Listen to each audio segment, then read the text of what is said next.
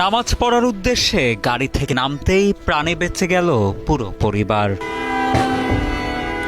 একটুর জন্য গাড়িতে লাগা বিশাল অগ্নিকাণ্ড থেকে বেঁচে গেলেন একই পরিবারের ৬ সদস্য। আমরা বলছি ওই যে ড্রাইভার সাহেবকে, যেখানে একটা মসজিদ দেখো রাখো, যে রাখে আমরা নামাজ পড়ে আবার বাচ্চাদের কিছু কিনে দিয়ে আমরা যাব। ওই মসজিদের ওখানে থামাইছে, পিছন থেকে একটা সিএনজি সিক্রেট দিয়ে আপনাদের আগুন আগুন আগুন। ১৩ মে বরিশাল থেকে নববধূকে নিয়ে বাড়িতে ফেরার পথে আগুন ধরে যায় গাজীপুরগামী বরযাত্রীর একটি গাড়িতে। সে সময় বরিশাল নগরীর কাশীপুর চৌমাথা এলাকায় পৌঁছালে আসরের নামাজের জন্য গাড়ি থামাতে বলেন বরপক্ষের এক বৃদ্ধ। আর তখনই স্থানীয়দের চিৎকার চেঁচামেচিতে জানতে পারেন গাড়িতে আগুন লেগেছে।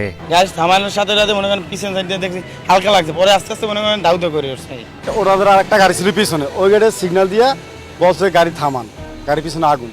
তখন ড্রাইভার গাড়ি ব্রেক করিয়া পিছনের গেটটা খুলেছে, তখন ওই যাত্রীরা ছিল সব রাস্তা কাছে নিয়ে বের হয়েছে।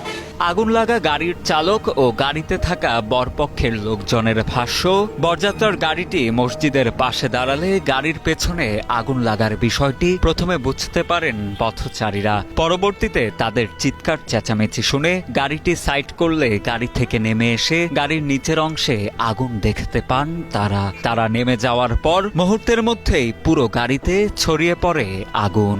পরবর্তীতে ফায়ার সার্ভিসকে জানানো হলে ঘটনাস্থলে এসে আগুন নিয়ন্ত্রণে আনেন দমকল বাহিনীর সদস্যরা। রওনা দিছি, বউ ছিল আগের গাড়িতে আর আমি ছিলাম, আমার গাড়িতে বউ ছিল না, 7 জন যাত্রী ছিল আর আমি ছিলাম। তাই কি হয়েছে আমরা এটা খেয়াল করি নাই, আমরা হলো নামাজ পড়ার জন্য মসজিদে ব্রেক দিছি হালকা, পিছ থেকে মাহিন্ডো ওভারটেক করছে, কইরা বলছে আমার গাড়িতে আগুন লাগছে। আমার পুরো ফ্যামিলি ছিল, আর আমার ওয়াইফের বড় ভাই এবং সে ভাবি ছিল।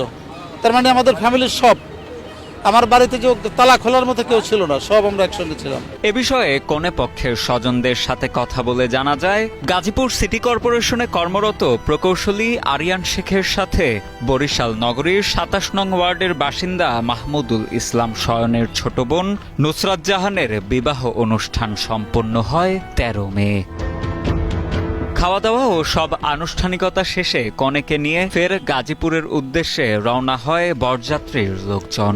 পরবর্তীতে তারা অগ্নিকাণ্ডের খবর পেয়ে ছুটে আসেন ঘটনাস্থলে। এসে দেখি যে বরের গাড়িটায় আগুন লাগলো, কিন্তু বরের যে মামা ছিল, তারপর তার খালু ছিল, তাদের গাড়িতে আগুন লাগছে। এদিকে এই অগ্নি দুর্ঘটনায় কোনো হতাহত হয়নি বলে নিশ্চিত করেছেন বরিশাল দক্ষিণ ফায়ার সার্ভিস ও সিভিল ডিফেন্সের senior station officer Mohammad Ali আকবর।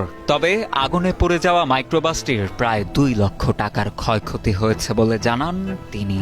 আমরা যতটুকু ধারণা করলাম এবং যে চালক যিনি ছিলেন তার সাথে কথা বললাম, প্রায় লাখ ২ টাকার আনুমানিক ক্ষয়ক্ষতি হতে পারে।